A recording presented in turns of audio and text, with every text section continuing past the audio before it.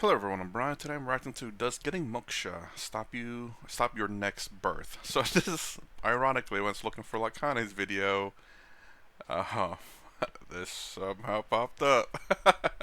Anyways, so I was talking about this and I didn't really want to necessarily get into it in another video because it was a bit of a different topic. But this is kind of the topic. This video is only a minute and 20 seconds long, but I have a feeling I'm going to be talking myself out of this one. Talking myself into this one.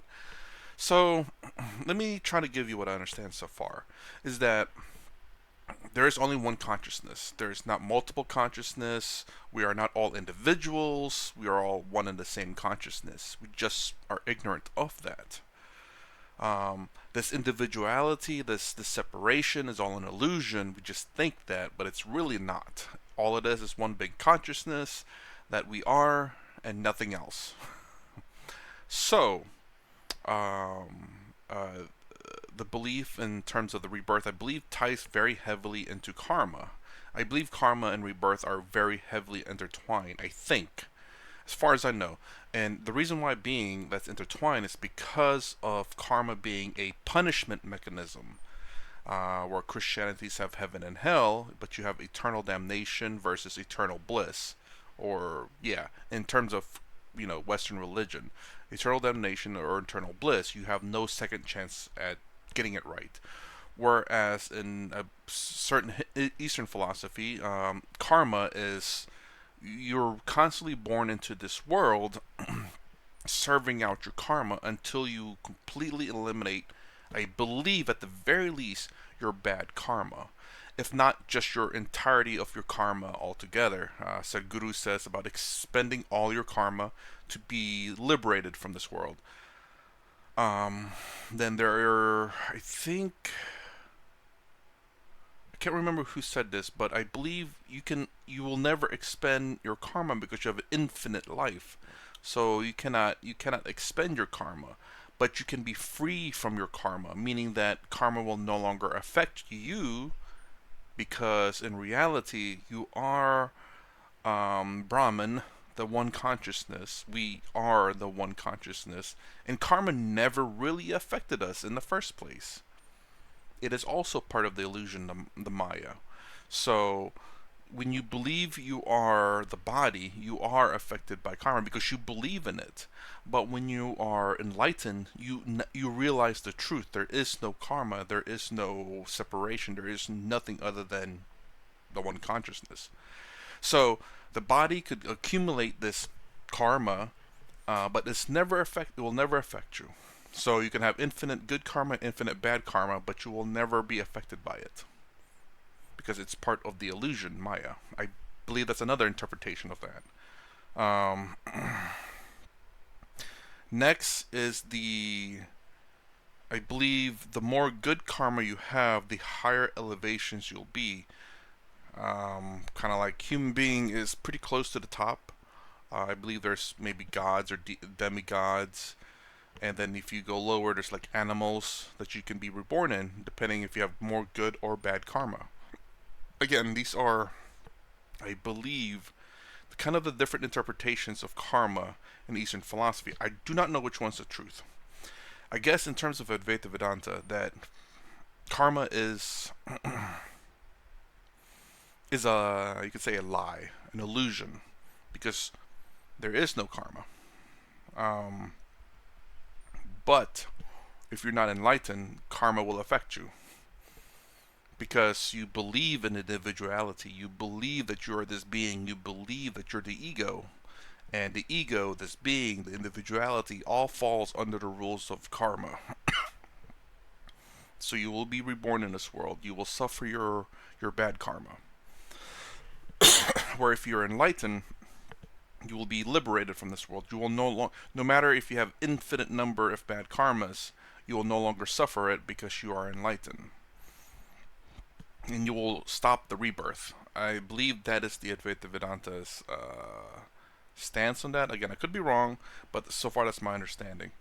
And the Sadhguru's one is about expenditure of karma. Once you have expelled all your karma, you will not be reborn in this world. That's my understanding with Sadhguru. Okay. now that I gave you my understanding of the different karmas, and then I believe the other one about the more good karma you have, the higher you'll be reborn in a higher place, higher being. Or if you have more bad karma, you will devolve into lower beings like animals, which I believe was Swami Sarvapriyananda's explanation in one way of that. Like I guess it's not necessarily his way of teaching, but it's a philosophy, one of the philosophies of Eastern philosophy. It's not to say that's Advaita Vedanta's thinking, but that's just one of the ways of interpretation of karma, I believe. And I think Buddhism is it's the same. They believe in karma,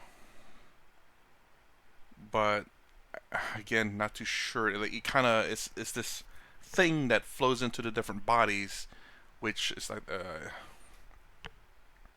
which is you with all your habits and stuff. I don't know. It's hard. It's kind of hard to explain because I've watched very few Buddhism video, but it's your essence, I guess, and and it's the only thing that continues on from one body to the next, and it will have your habits, I believe, and your karma along with it. Anyways, let's go ahead and start the video. I've rambled on enough.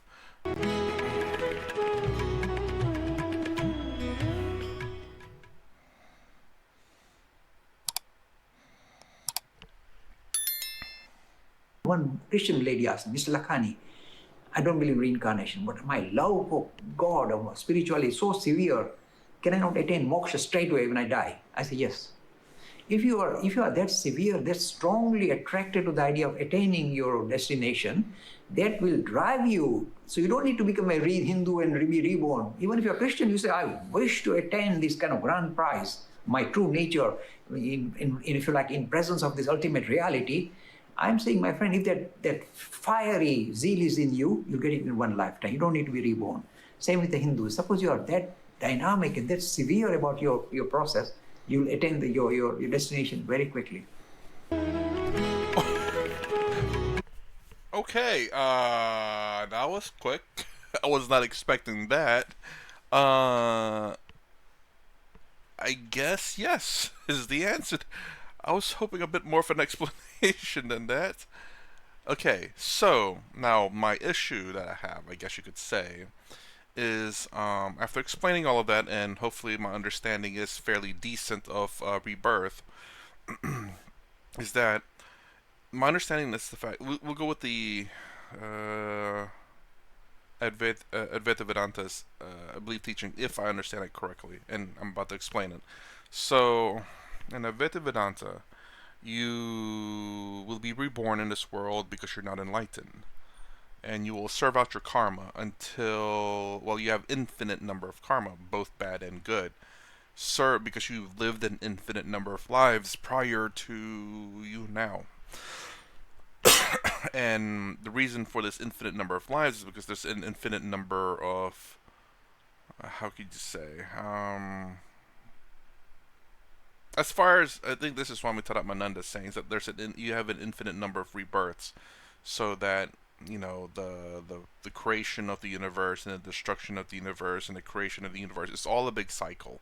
So I guess in terms of what he's understand, I'm guessing that the universe has been created and destroyed an infinite number of times, and we don't know how many times. Sadhguru on the other hand says 88, I believe. I don't. He just says 88. He's not to say that the universe has been destroyed and recreated 88 times. He just said 88 in terms of the universe. Someone said the universe has perhaps destroyed itself and recreated itself many times. Then Sadhguru said 88. Remember that number. So it's the assumption that the universe has been destroyed and recreated 88 times, like a cycle. And I think he talks about 124, 123 times is the final number. But in terms of Swami Taramananda's, I believe it's an infinite number of rebirth cycles. There's been so many that you have essentially an infinite number of bad and good karma, and the only way to get rid of that rebirth is to be enlightened, in which then karma no longer affects you. So my issue is here is that if there is only one consciousness which pervades through all existence, then my consciousness and your consciousness and this body is not separate. It's one and the same. So therefore, when a baby is born, it develops a consciousness that's the same as yours and mine. When I die, I don't truly die, just the body. And the consciousness that I have already exists in that newborn baby and in you. So it never truly dies. It's never separate. It's never truly, I wouldn't say not truly in this body, but it's not like it's attached to this body, and when this body dies, the consciousness dies with it. It's never that. It's pervasive in all things. So when a baby is born, the consciousness is born as well. Again, um, so in a sense, this consciousness, this one consciousness, is constantly being reborn. There's no, I don't know to say that there's no enlightenment, but there's no escaping rebirth, whether you're enlightened or not, because Sadhguru's consciousness is the same as my consciousness. So therefore, if he's enlightened, it's not that he'll, or let me say, Swami Taramananda, if he becomes enlightened, I don't know if he is or isn't, let's just say that he does. It's not like his consciousness will never go into another baby, because clearly every baby that's born has the same consciousness as Swami Taramananda's, mine and yours, because it's not mine or yours, it's the one only. So you understand what I'm saying? But the karma, the karma, the memories, the things that this body accumulated, whether through memory, through physical things, that will die with this body. It's all temporary. And the consciousness is the only thing, I don't say will transfer, because it doesn't transfer. It's not like it pulls out of something that it goes back into it. When this body dies, consciousness is still technically in it. I am still in the body even after I'm dead, because it's all consciousness anyway. I hope you understand what the question I'm trying to get at is. The fact that, man, I want to ask this question to, I guess, to a Swami. But, hey, look, there's nothing wrong with trying to see how you interpret this. But yeah, like, if when I die, obviously the consciousness is still here. Not that it disappears from the body; it's still there. The corpses in the graveyard all still have consciousness in it. It's weird to say that, really, because you don't ever think about it that way, honestly. As a matter of fact, I never thought about it that way until just now. But the dead bodies are also have consciousness in it. But because, well, it's made out of consciousness, because there is only consciousness and nothing else. Anyways, so this consciousness is always, in a lot of sense, what we could say is being reborn all the time that a baby is born, an animal is born, anything, yeah, anything that's born, the consciousness is there, because it cannot exist without consciousness. Even something as a rock is consciousness.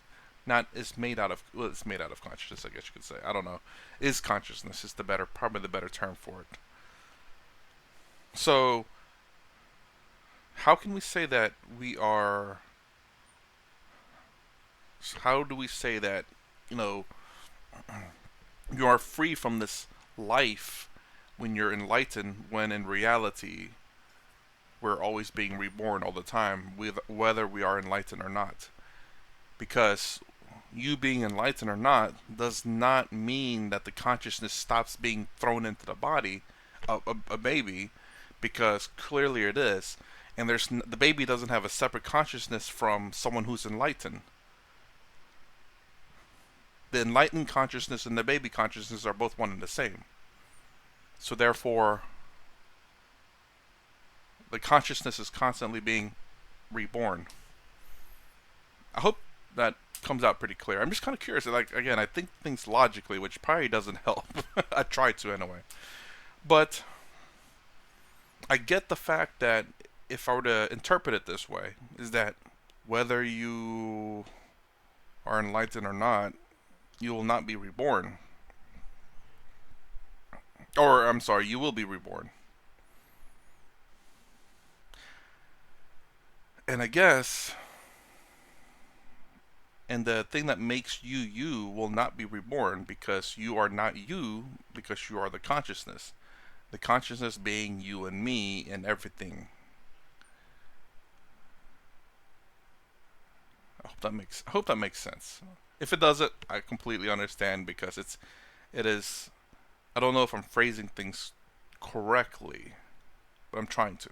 Anyways, let me know in the comments below. Anyway, that's my reaction to Does Moksha Stop Your Next Birth? If you like my content, please consider subscribing, thumbs up, thumbs down below. Thanks for watching. I'll see you in the next vid.